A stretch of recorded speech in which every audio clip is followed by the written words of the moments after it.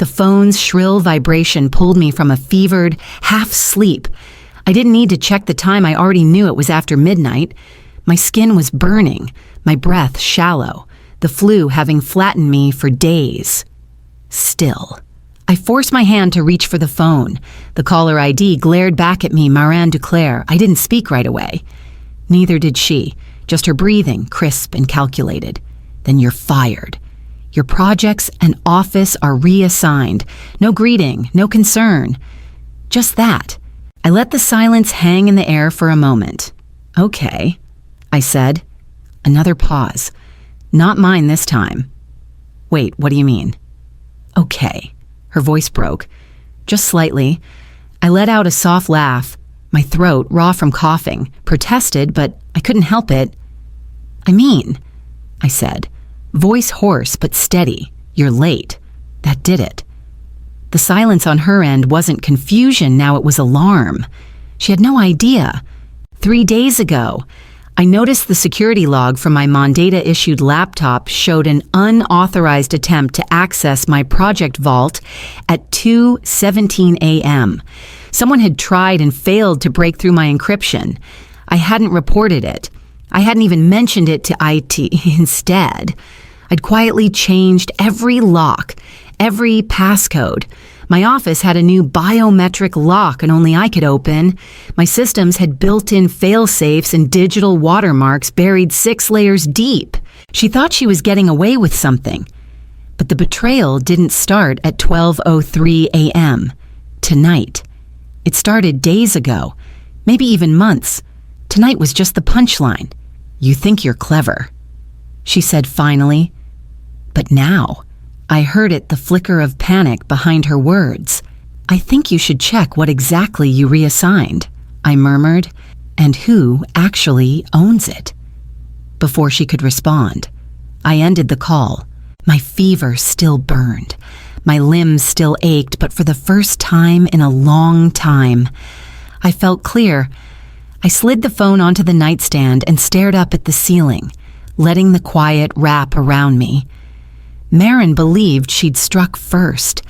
She didn't know I'd been preparing for this moment longer than she could imagine. 5 years earlier. I walked into Mondata's headquarters with a portfolio of systems architecture proposals and just enough optimism to think talent would speak for itself. The company was in the middle of restructuring its coastal freight division, and I'd proposed a port routing algorithm that adjusted for real-time weather, customs delays, and fuel optimization. Within 6 months of implementation, it had shaved 11% off total transit costs. Marin called it revolutionary. I knew that wasn't a compliment, it was branding in meetings. She praised my input as strong background analysis, but referred to the final output as her vision. She'd invite me to client briefings, only to introduce me as the data support. Once, I corrected her mid-call when she misrepresented a core component of the system. She smiled coolly, waited until the call ended, then told me in her office, "You're not here to be right, Elodie. You're here to deliver what I present." The line hit like a slap and it stuck. The worst came during the NaviSyncs Awards, the most respected industry recognition for logistics innovation. Our firm was shortlisted for the port routing model. I wasn't expecting a spotlight, but when Maureen stood on stage, trophy in hand, and said, "This solution is a reflection of my belief in radical efficiency," I felt something in me fracture. My name wasn't mentioned, not in her speech, not in the program, not even in the slideshow looping behind her, just a generic job title buried on the final slide, data integration, Elodie M. I didn't say a word that night. I shook hands, smiled politely, drank sparkling water alone in the back corner of the reception hall while Marin soaked in applause. That was the moment I realized something essential. She wasn't just opportunistic, she was systematic. She'd built her rise on quiet people like me, and I'd helped her do it. Every time I stayed silent, every time I chose the deadline over the discomfort, I became a piece of her strategy. But that night, I stopped being a tool in her machine and started designing something of my own.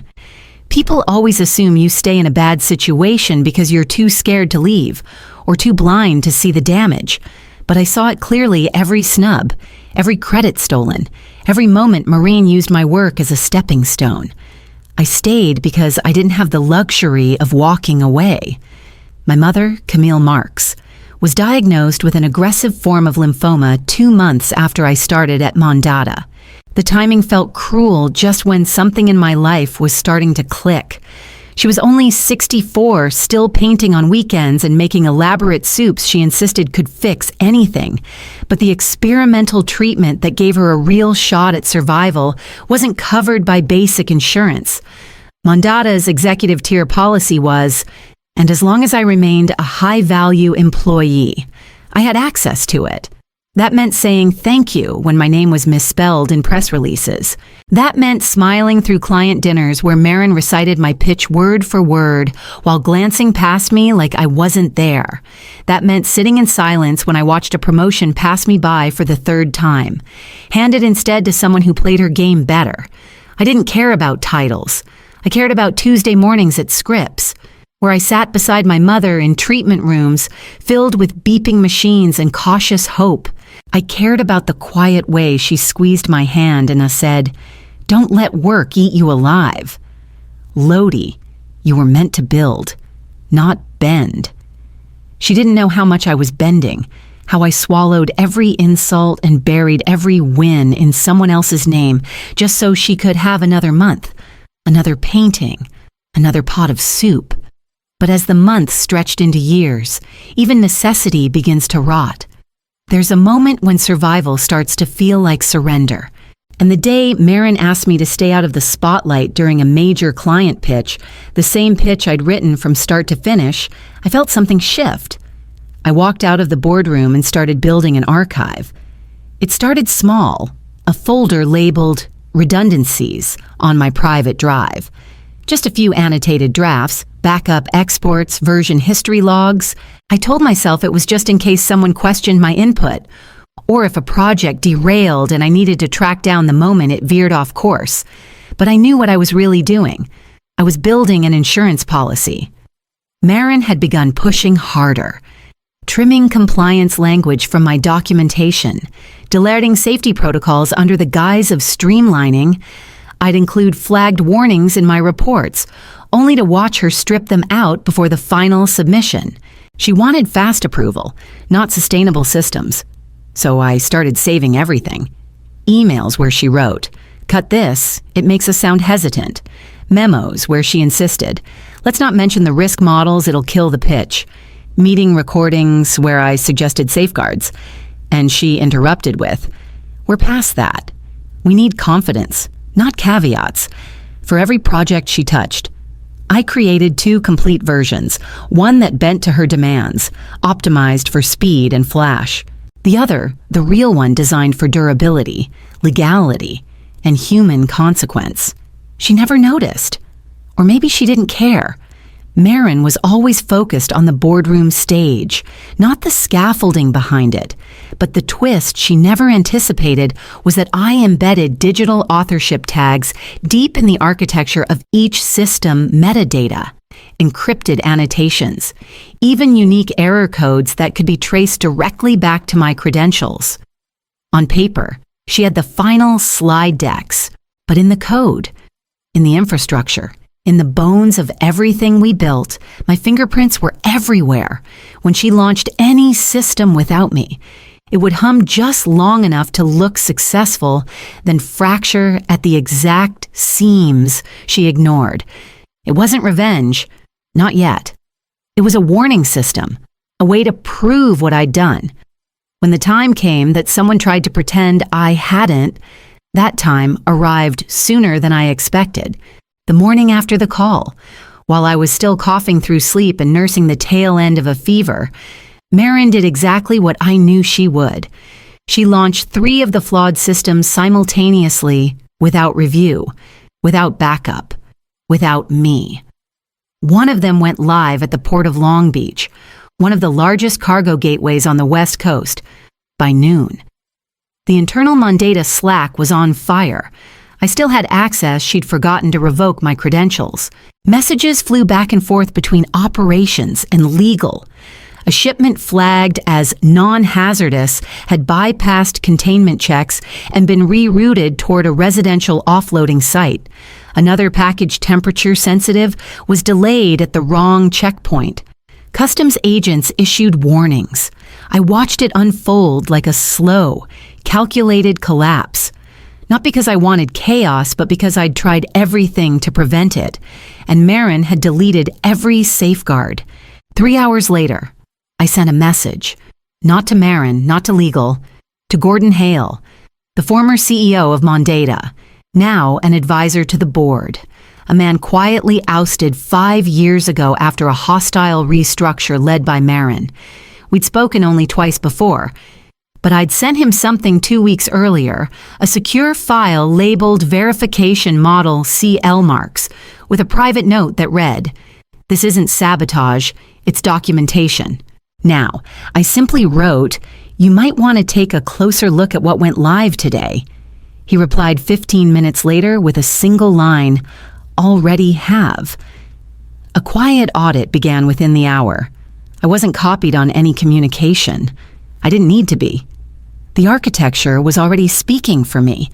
Every flaw Maureen insisted on keeping, every line of code she'd forced me to strip was now tied directly to her. And every signature she thought she erased was already blinking beneath the surface. 2 days after the launch, I received a curt email from Preston Lang, Mondata's board chair. "We are convening an emergency meeting at 9 a.m. PST tomorrow. Your attendance virtual is requested. Requested, not optional." I logged in early the next morning, pale but steady, dressed in a dark sweater and no makeup. It wasn't a statement, it was simply all I had energy for. The faces that appeared on screen were familiar, though most of them rarely noticed me in person. They noticed me now. Marin joined last, her hair swept back, her voice crisp. "Why is she here?" she demanded, as though I'd crashed the feed uninvited. Preston ignored her. "Let's begin," he said. For the next hour, I watched the collapse play out quiet, deliberate, devastating. Gordon Hale presented first. He shared logs showing system failures tied to stripped compliance tags. Then came side-by-side comparisons, my original drafts, Marin's edits. Then Roxane Ingram, a board member I hadn't expected to speak, cleared her throat. "This isn't the first time Marin has used someone else's work," she said. The room went still. She built her reputation off the silence of the very people she minimized. I glanced at Roxane. Years ago, Marin had led the campaign to edge her out of day-to-day operations, branding her outdated. Now Roxane was sitting with the final word. What followed wasn't rage. It was cold detachment. Preston listed the breaches, the client complaints, the risk exposure. Marin tried to push back, called it a miscommunication, a misunderstanding, a witch hunt. No one defended her. "We'll need your resignation by close of business," Preston said. Marin sat back, stunned. "You can't do this." No one responded. She left the call without another word. Then the room turned to me. "Elodie," Preston said, adjusting his glasses. "Your system saved this company. Your integrity protected our clients. We'd like to offer you the role Maureen just vacated, Senior VP of Systems Strategy, effective immediately." I looked down at the blinking cursor in the chat box, my fingers hovering. For a long moment, I didn't type anything at all. I stared at Preston's face on the screen. His expression was steady, respectful, even kind. It wasn't performative. I believed he meant what he said. Senior Vice President, a seat at the table, a title that should have validated everything I'd endured. But instead of relief, I felt something colder. I thought of the nights I'd rewritten entire systems at home, while Marin rehearsed sound bites for a keynote. I thought of the conference where my name had been reduced to a footnote while she basked under stage lights. I thought of the interns who'd worked beside me, unseen, while promotions circled the same handful of names, and I thought of what it would mean to sit in that office, now Marin's office. Different person, same structure. I took a breath. I appreciate the offer, I said slowly, but I'm not interested in replacing Marin. The silence on the call was sharp. Preston blinked once. Elodie, hear me out. I said, I've been building something, not just backups or fail-safes, a framework, a different way to run a systems division. I outlined the model I'd drafted over the past 6 months, a structure where every contributor received visible credit, compensation tied to revenue, impact, not just titles, transparent version control, shared project ownership, built-in ethics reviews at every stage. You're asking us to abandon the entire chain of command, Roxane said. But there was no resistance in her tone. I'm asking you to pilot something better, I replied. Because what we had just exploded, and we're lucky it didn't take the company down with it. Preston leaned back in his chair. You'd lead it, I'd build it. I'd hire people who left this industry because they were tired of being erased. Give me a team. Give me 6 months. He nodded, slowly. Draft your proposal. We'll vote on it next week. When the meeting ended, I didn't feel power surging through me. I felt direction. And that was the first time in years I realized I was finally designing something for myself. The board approved the pilot with a 7-4 vote. Narrow, but enough. I wasn't handed a title this time. I didn't want one, just a project number, an internal budget, and 6 months to prove that trust could be built into the system itself. I assembled a team in 2 weeks. Not the stars on polished LinkedIn pages, but the ones who had quietly left the industry, burnt out or pushed aside. A systems analyst from Austin who'd had his workflow stolen by a VP, a UI architect from Portland who had left after being told her ideas were too political. There were 7 of us total. We named the initiative Division Zero. No hierarchy, no titles, no names left off deliverables. Our first client was a tech startup from Santa Clara Carbonova, developing sustainable battery infrastructure, mid-budget, short timeline, but open to experimentation. Instead of a single lead, each team member took full authorship over their domain, on every draft, presentation, and review cycle. Our contributions were clearly visible. No, we'll fix it later. Credits. No ghostwriting. Just proof of work by the people who did the work. 6 weeks later, we launched the first campaign. It exceeded every metric Carbonova had set. User engagement rose by 46%. Media pickup tripled. Even better, their own board began asking why they were paying their legacy agency so much more for lesser results. A week after launch, I got the call. We're terminating our primary agency contract. The CMO said, we want to shift our full portfolio to Division Zero. She paused. Also, we've shared your model with 2 other firms. They're interested. I didn't speak for a second. Not out of shock, but because I felt it. That moment when a system finally does what it was designed to do. Not just produce results, reward truth.